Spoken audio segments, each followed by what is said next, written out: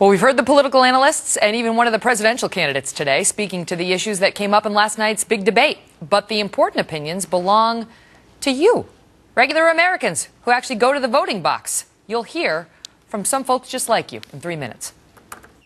Obviously, the Democrats, people who don't like Cain, like this story, right? I mean, that's just politics. People who do like Cain, people who are on the stage who are Republicans, what do you think? Do you think that Republicans care about the story, and do you think that Cain still has a chance?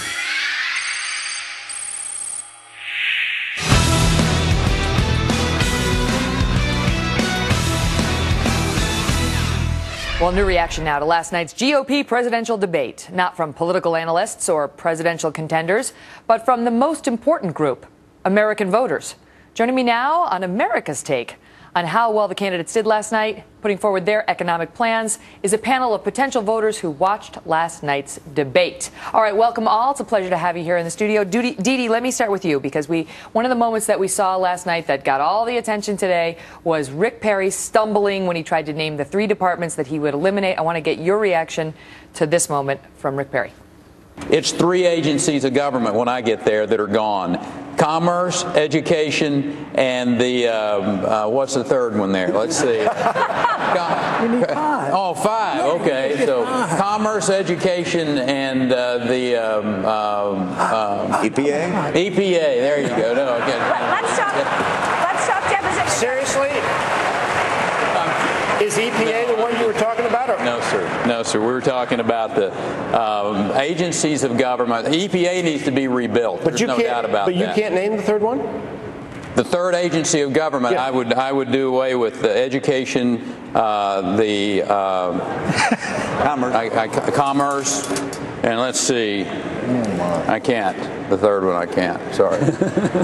Oops. Painful to watch.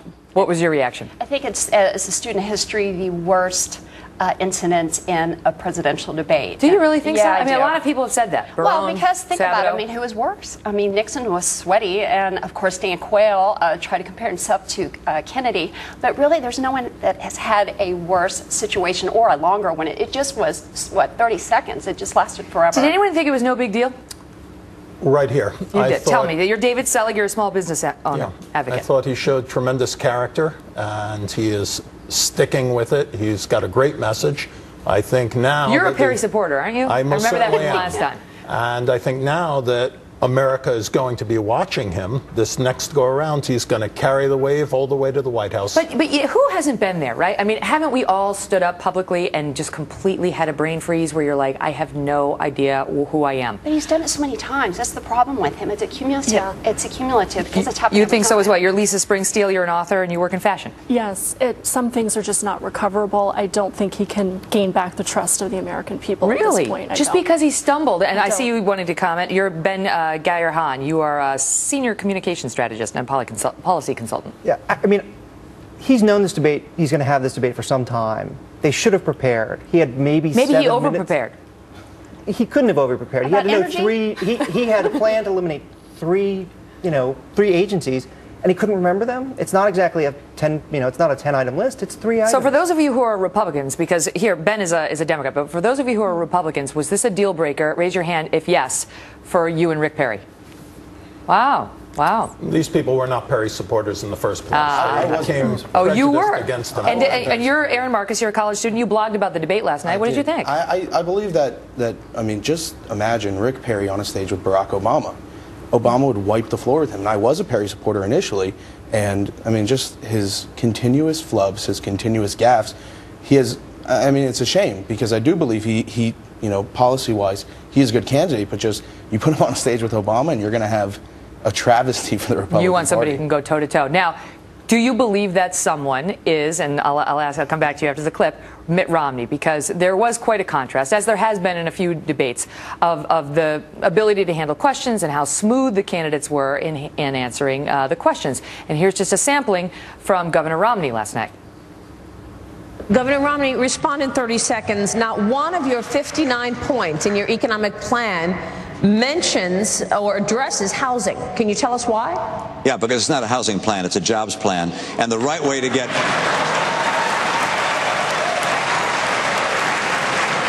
The the best thing you can do for housing is to get the economy going. Could he be any smoother? I mean, you tell me, whether you support him or not. Could he be any smoother? I think he's very smooth, but I think when it comes down to substance, you know, I believe that last night their other contenders missed an opportunity to attack Romney on 3 key issues. And the first one is that, you know, he supported Obama's stimulus package before it was even passed. He supported, you know, I mean, his Romney care is, you know, what has molded Obamacare. And then as governor of Massachusetts, he passed $300 million in fees to fill a $3 billion shortfall. So you don't care whether he's smooth. You don't like his policy. It looks like you want to jump in. Matt Nordstrom, you're a financial analyst, and you're a libertarian. Absolutely. I'm a libertarian. I'm a huge Romney supporter. I really feel like he's had the most experience with crossing aisles and getting policies and legislation passed. He comes from a state where the constituency is 85% Democrats. And, you know, that's really tough to deal with if you're a Republican candidate. You know, he did pass the Romney care. However, he's dealing with a state that is, you know, 85% Democrat. You have to have some sort of, you know, concessions in order to pass legislation. You're not going to get a lot done in a state like Massachusetts. Absolutely. No, I want to shift because I have a couple more I want to get to. And the next one is about is an exchange Newt Gingrich had. Now, we've seen him do this in many debates. And last night, once again, he did not disappoint when it comes to going after the moderators. Well, I just want to point out my colleagues have done a terrific job of answering an absurd question. To say in 30 seconds... You have said you want to repeal Obamacare, correct? Let me just finish, if I may. 30 seconds. To say in 30 seconds what you would do with 18% of the economy, life and death for the American people, a topic I've worked on since 1974, about which I wrote a book called Saving Lives and Saving Money in 2002, and for which I founded the Center for Health Transformation, is the perfect case of why I'm going to challenge the president to 7 Lincoln Douglas-style 3-hour debates with a timekeeper and no moderator, at least 2 of which ought to be on health care, so you could have a serious discussion over a several-hour period that affects the lives of every person in this country. Would you like to try to explain? And she wound up, Bernard Whitman, you're a former Clinton pollster and a guest of the program, she wound up saying, okay, take the time you need, and he said, well, then everybody up here is going to yell at me. Is this tactic working for Newt Gingrich? Megyn, I don't think it is. What I think this entire debate underscores is the emerging theme of the GOP primary, and that is these individuals are simply not serious. Why do I say that? Gingrich had a chance to talk about health care. He just talked about himself.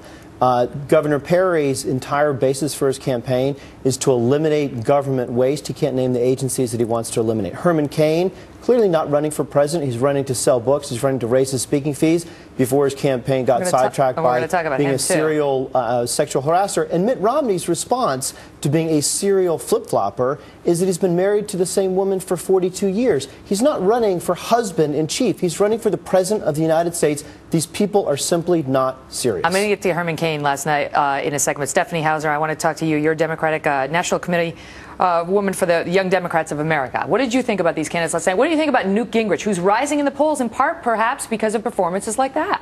Well, Newt Gingrich definitely adds a level to the conversation in these debates. I mean, he definitely, his resume shows that he has experience on many of these issues, something that some of the other Republicans in the field don't. As a Democrat, do you worry about him debating Barack Obama? Well, I'd prefer Rick Perry, of course, because I think that'll go a lot better. But, you know, the real issue is I don't think any of these candidates are good for young Americans. I don't think any of them last night pointed out anything that they were going to do to put young people back to work. And I want to get to the Herman Cain moment, because obviously he was asked about, you know, the allegations that have come out, and look what happened with the audience when he was. Mr. Cain, the American people want jobs, but they also want leadership. They want character in a president. In recent days, we have learned that 4 different women have accused you of inappropriate behavior. Here we're focusing on character and on judgment. You've been a CEO. Yes. You know that shareholders are reluctant to hire a CEO where there are character issues. Why should the American people hire a president if they feel there are character issues? The American people deserve better than someone being tried in the court of public opinion based on unfounded accusations. That's what that's about. Nora Burton, your thoughts, you're a Democrat, your thoughts to in response to that crowd booing the question.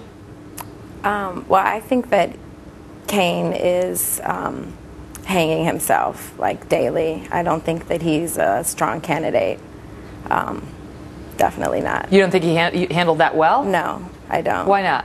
Because he didn't answer the question, and he is settling some of the lawsuits that are against him. Well, what the NRA did years ago. Let me ask you this, because Cain's been dealing with this a lot. Obviously, the Democrats, people who don't like Cain, like this story, right? I mean, that's just politics.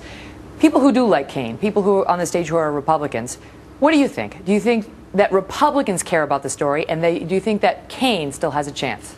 I think the media has handled this very unfairly, and these moderators were nothing moderate at all about them. I mean, we were missing Megyn Kelly at the time for this debate because all they were was a political hit team. All they wanted to do was torpedo these Republicans, and I thought they were terrible, I have to say. So, we missed Fox and we missed Megyn Kelly at the time.